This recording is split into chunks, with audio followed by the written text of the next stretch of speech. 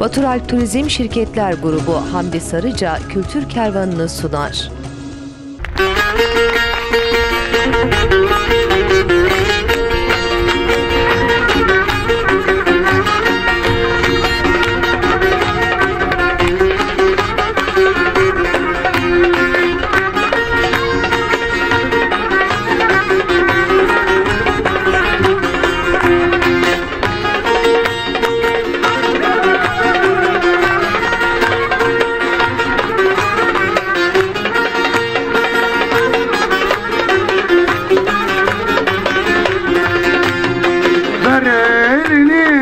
Kaçalım, dünyaya dolaşalım.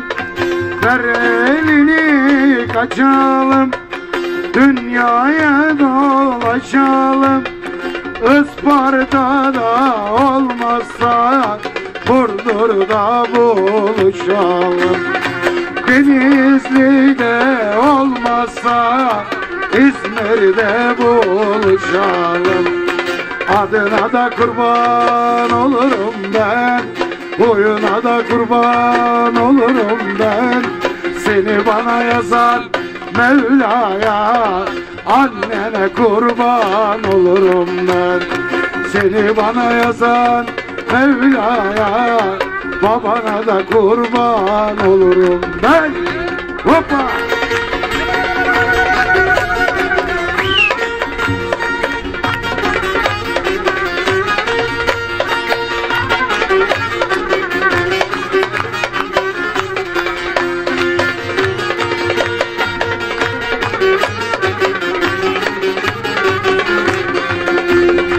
Dumanlıdır dağlarım, göksu gibi çağlarım.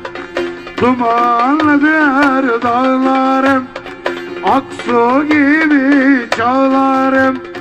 Ben bir yörük oğluyum, yan bakana kızarım. Ben bir yörük oğluyum, yan bakana sıkarım.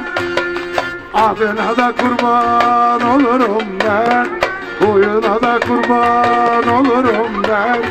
Seni bana yazan Mevla'ya, annene kurban olurum ben. Seni bana yazan Mevla'ya, babana da kurban olurum ben.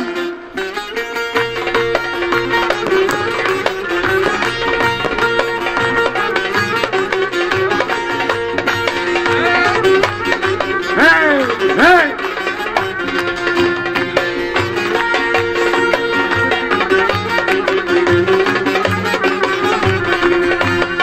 Torosların karından, yörükler ovasından.